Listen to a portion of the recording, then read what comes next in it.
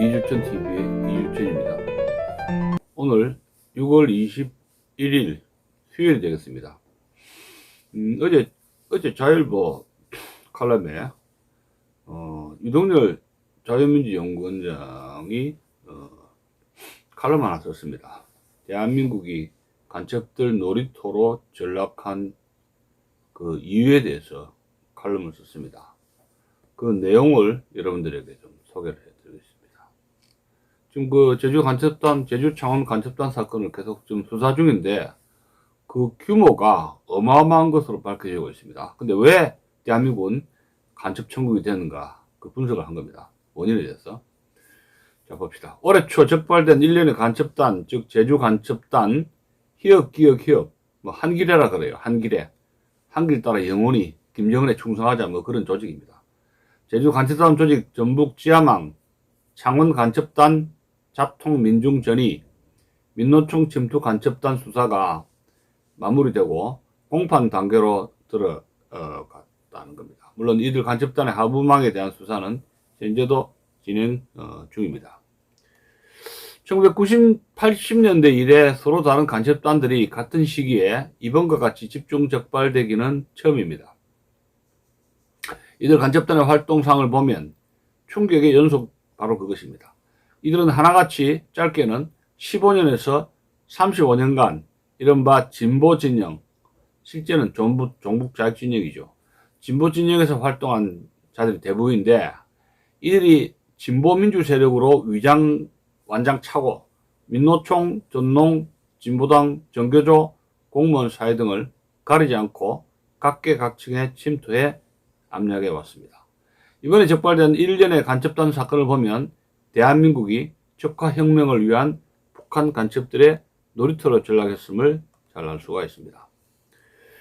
북한 정권 이래 무려 2000여 건의 간첩 침투를 막아냈던 대한민국에 이러한 상황이 조성된 이유는 과연 무엇입니까? 자, 그 원인 한번, 그 원인을 봅니다. 여러 가지 원인이 있는데, 첫 번째 원인은 98년 김대중 정부 출범 이래 노무현 문재인 정부를 거치면서 이들 좌익 정부들은 북한과의 관계 개선에 주력을 해왔습니다. 김일성 정권의 비맞추기에 급급한 나머지 후방 안보는 뒤로 하고 간첩 공작의 억지력인 대공수사력을 약화시켜왔습니다. 특히 문재인 정부는 국가 안보를 위태롭게 하는 간첩들의 활동을 포착하고도 김정은 눈치를 보면서 간첩 체포와 사법 처리를 뭉개왔던 정황이 여기저기에서 확인되고 있습니다. 둘째 이유는 중도 우익 정부, 이명박 박근혜 정부를 지칭하죠.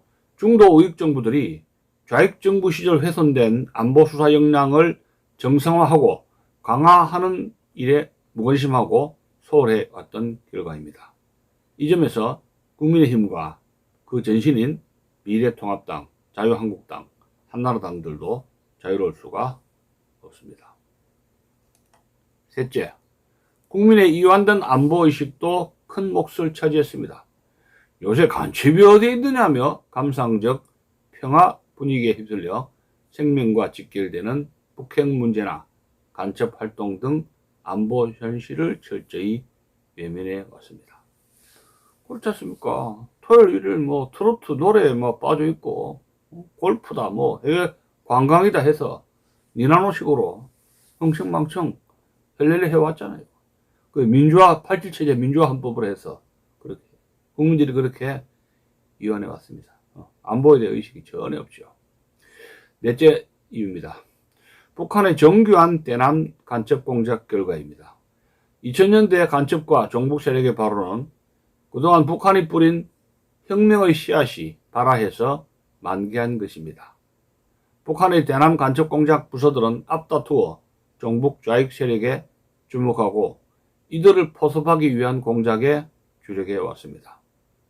그 결과 종북 좌익 세력들은 정치, 법조, 노동, 학원, 문화, 언론, 종교가 등 사회 모든 영역에서 진보 세력, 민주화 운동 세력 등으로 둔갑해서 정치, 사회적 영향력을 확대해 왔습니다.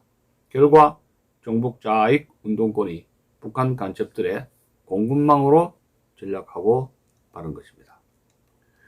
특히 이번 간첩단 사건을 보면은 2000년 6.15 공동선언이나 2018년 판문점 선언과 평양 공동선언 채택 등 남북 유화 국면의 북한 정권은 간첩 공작을 더 강도 높게 전개해 왔다는 것을 잘 알 수가 있습니다. 일련의 간첩단이 동남아 등에서 북한 공작원과 접선하거나 인터넷 교신 등을 통해 활발하게 공작했던 시점이 바로 남북 대화와 평화와 단합을 과시했던 문재인 정부 시절이었던 겁니다. 판문점 선언과 평양 공동선언에서 상대방에 대한 일체의 적대 행위 전면 중지를 명문화 놓고도 간첩 공작을 대대적으로 전개하는 북한을 애써 외면한 채 문재인 정권은 간첩 억지력인 국정원의 대공수사권을 폐지하는 만행을 저질렀던 겁니다. 북한은 남한 적화 혁명을 방해하는 역량, 즉 반혁명 역량으로 주한미군, 국군대공수사기관 및 국가보안법을 설정하고 이를 무력화하기 위해 주력해 왔습니다. 특히 국정원의 대공수사권과 국가보안법 폐지는 북한 간첩공작 부서의 수건 과제였던 겁니다. 정찰총국이나 문화교류국과 같은 북한의 간첩공작 부서가 50여 년 넘게 대남 공작을 전개하면서 극복하지 못한 상대가 바로 국정원의 대공수사국이었던 겁니다.